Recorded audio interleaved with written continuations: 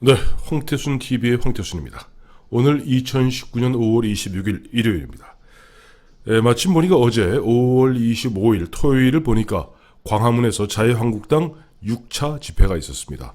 한 5만 명이 넘는 그야말로 열렬한 지지자들이 모여서 황교안 대표와 나경원 원내대표 연설을 들으면서 또 청와대 앞 한 200m까지 최종적으로 보면은 행진도 하고 그야말로 무능하고 무책임하고 무대책으로 일관하는 문재인 정부를 규탄하는, 어떻게 보면 6차례에 걸친 그 주말 집회의 어떤 대미를 작식했습니다.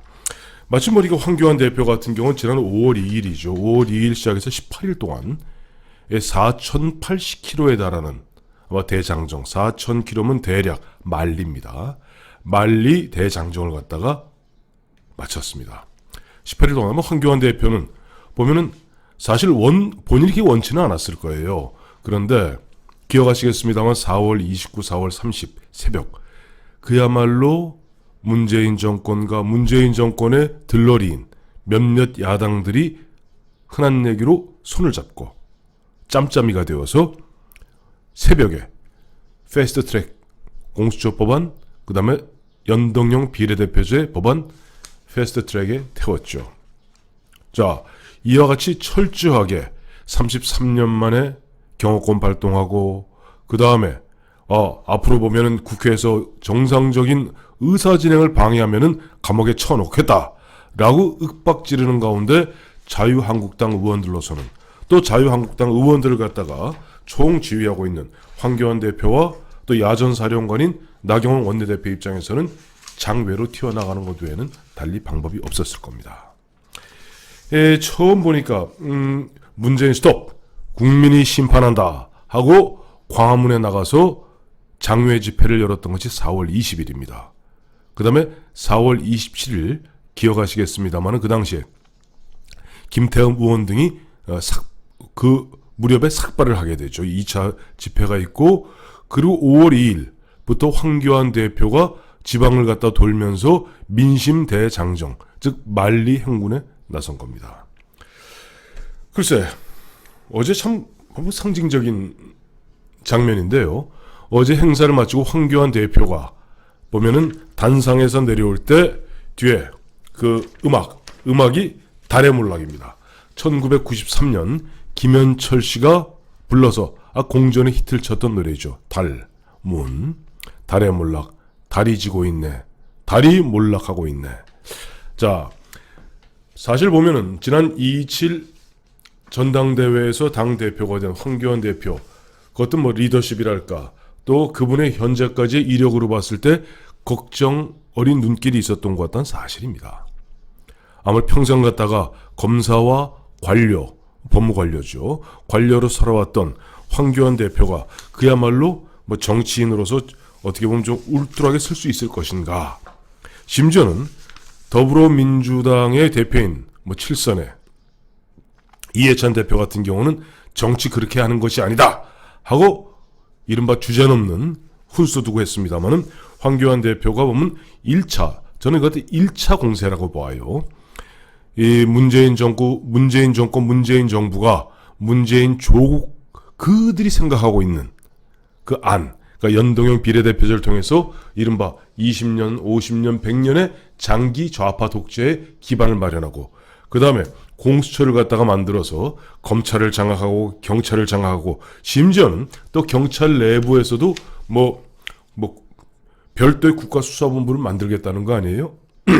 그런 식으로 한국판 게슈타포 만들고 한국판 SS 만들고 친위대, 그렇게 해서 국민들의 눈과 귀를 막고 입을 틀어막고, 그런 가운데 형식적인 그런 선거제, 아주 그럴듯한 연동형 비례대표자는 걸 통해서 정의당 같은 자기들 돌격대들 살 좀 불리고 글을 그리려고 했던 것 같은데, 여기에 대해서 보면은 황교안 대표 지난 4주 동안 1차 대공세를 통해서 결론을 딱 냈습니다. 어제 6차 집회를 마감하면서 문재인 대표를 향해서 소리쳤죠. 조건은 두 가지입니다. 자꾸만 보면은 좀 문재인 정부, 문재인 정권 또 더불어민주당에서는 자유한국당 장애로 나돌지 말고 빨리 들어와라. 근데 지금 보면은 중간에 중간자적 입장하는 바른미래당, 바미당, 바른미래당에서 얘기하고 있잖아요. 이거는 보면은 그야말로 더불어민주당은 자유한국당에게 백기투항을 갖다 요구하고 있다는 겁니다. 조건 없으니 너희 무조건 들어와라. 들어와서 6조 7천억 그 추경 다루고 뭐 법안 다루자. 그게 말이 됩니까? 어제 황교안 대표 확 질렀죠. 조건은 두 가지다. 첫째, 패스트 트랙 태운 부분에 대해서 사과하고 철회해라. 둘째, 선거법은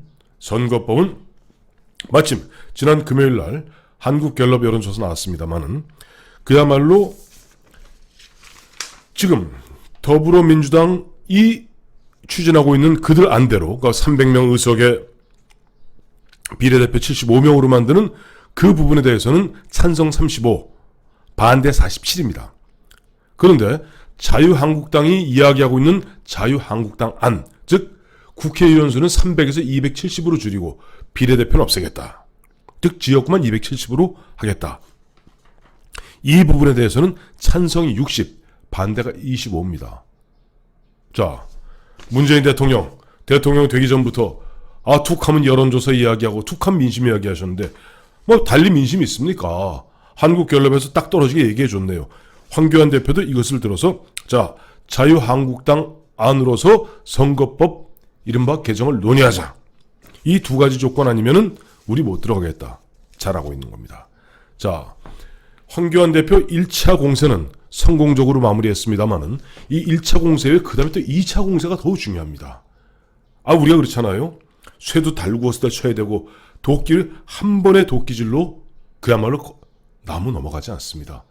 계속 집요하게 이 문제를 제기하고 국민들의 이해를 구하고 국민들의 지지를 얻는 그런 노력이 필요하겠죠. 전 그런 측면에서 황교안 대표 지금 이번에 5월 2일부터 시작해서 어제 5월 25일까지 1차 공세는 상당히 성공적으로 본인 이야기대로 18일 동안 4,080km 즉 만리 행군을 하면서 나름대로 흩어져 있는 우파 민심을 갖다가 결속했고 그 다음에 우리의 지향할 바가 무엇이고 우리의 요구가 무엇인지에 대한 분명한 입장을 밝힌 것은 아주 잘한 겁니다. 자, 그렇다면 일단 우리가 거칠게 4주를 갖다가 밀어붙였으면 조금 우리도 숨을 고르면서 2차 공세를 준비해야 되겠죠. 2차 공세 저는 두 가지라고 봅니다. 첫째는 계속 아마 저쪽 더불어민주당과 지금 문재인 정부, 문재인 정권에서는 무슨 꼼수를 쓰더라도 공수처법안 이거 통과시키려고 악을 쓸 겁니다. 우리 집요하게 물고 늘어져야 됩니다. 또 이미 다 너덕너덕 누더기가 되어서 사실상 사실 사문화되어 가고 있는 연동형 비례대표제 그들은 붙들고 또 난리를 칠 겁니다. 이 부분에 있어서는 뭔가 국민들을 계속 설득하는 과정들 필요하고 지금까지 4,080km를 걸어와서 1차 국민들의 어떤 주목과 주의를 끌었다면 이제는 내부를 다지는 그런 2차의 어떻게 보면 2차 대공세를 준비하기엔 내부의 결속 과정이 굉장히 필요하다고 봅니다. 두 가지죠. 첫째는 지금 어쨌든 황교안 대표가 대표될 때 그때 함께 뛰었던 경쟁자들 또 지금 보면은 나가 있는 꽤 괜찮은 중진들과 앞으로 국민들의 주목을 끌 수 있는 인물들이 있습니다. 이 사람들하고 만나는 모습을 연출하십시오. 보수들이 그동안 부끄러워서 고개 숙이고 쪽팔려서 고개 숙이고 희망이 없어서 고개 숙였던 게 뭡니까? 뭔가 보면 저들이 막 거칠게 몰아치는데 대항할 방법이 없었기 때문입니다. 그렇다면은 지금 황교안 대표가 그래도 제일 먼저 치고 나가서 지금 선봉장으로 분위기를 갖다 주도하고 있습니다만은 나경원 원내대표는 물론이거니와 오세훈 전 시장, 그다음에 홍준표 전 대표, 또 지금 어디 캐나다 가 있나요? 김병준 전 비대위원장, 꽤 괜찮은 사람들. 자, 한번 따라 보십시다. 김병준 비대위원장이 김경수만 못합니까? 홍준표가 추미애만 못합니까? 오세훈이 추미애만 못합니까? 유시민이만 못합니까? 그보다 훨씬 낫죠. 그 사람들을 갖다가 일단 모아서 보면 황교안 대표가 포용력을 갖고 그들과 함께 그야말로 앞으로 우리 수권 야당으로서 어떻게 우리가 끌어나갈 것인지 하는 일종의 섀도우 캐비넷 같은 그런 모습을 갖다가 좀 연출해 주십사 하는 것 하나입니다. 둘째는 지금 보면 어쨌든 유승민 의원을 따라서 나가서 있는 바른미래당의 바른정당 계열들 또 그 중에도 꽤 쓸만한 사람 많습니다. 그리고 지금 보면은 민주당으로 처음에 정치를 시작했습니다마는 국민의당, 바른미래당 거쳐서 지금 무소속으로 있는 이언주 의원 같은 경우 또 한때는 보면은 2008년이죠. 이명박 이른바 MB의 어떻게 보면 MB 키즈의 한 사람인데 홍정욱 전 의원 같은 사람들 좀 젊은 사람들을 품어 안으십시오. 품어 안고 예를 들어서 지금 황교안 대표님 지금 최고위원회 지명직 최고위원 한 명 임명 안 하셨잖아요. 이현주 의원 영입해서 한번 맡겨보십시오. 이현주 의원 보면 본인은 처음에 초선 의원 할 때는 민주당에서 시작했습니다만은 바른미래당 거쳐서 이제는 어떻게 보면은 이 보수 우파 쪽에서는 참 어떻게 보면 보석 같은 존재입니다.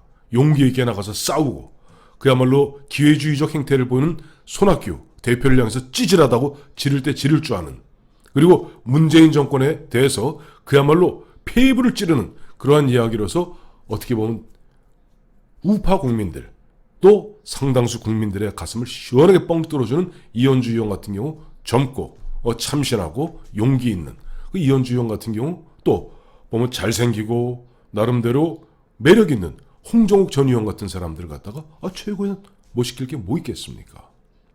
그래서 내부를 결속하고 외연을 넓히고 이런 과정을 통해서 곧 있을 이번에 5월 달에 1차 공세는 성공이었습니다. 6월 달에 있을 2차 공세 여기에 보면은 준비해 주기를 갖다가 한번 기대해 봅니다. 그리고 한 가지 팁 하나 더. 그 와중에 황 대표가 보면 우리가 우파 정당이 그야말로 2017년부터는 거의 2년 동안 죽은 정당 아니었습니까? 살아있는 정당의 모습을 보이게 예를 들어 미국 가서 우파 정당인 공화당하고도 좀 그야말로 문재인 대통령과 문재인 정권이 그야말로 김정은이 눈치 본다고 우리 국가 이익 대변하고 있지 못하지 않습니까?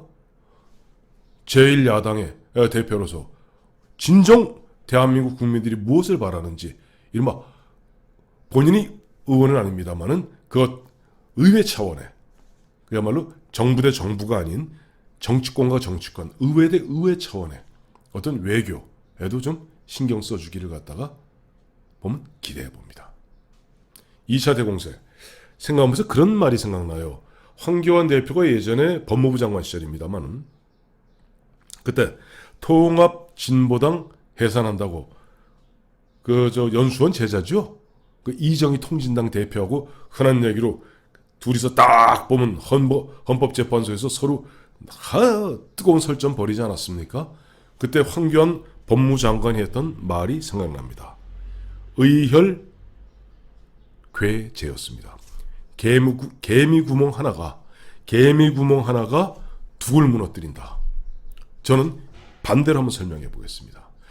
우리의 이런 작은 우파들의 작은 노력 하나하나들이 뭉치게 되었을 때는 그야말로 전교조, 민변, 참여연대 이들이 똘똘 뭉쳐갖고 운동권하고 똘똘 결합돼서 철옹성 같아 보이는 그들 좌파 독재의 뚝도 무너질 수 있다고 생각합니다. 감사합니다.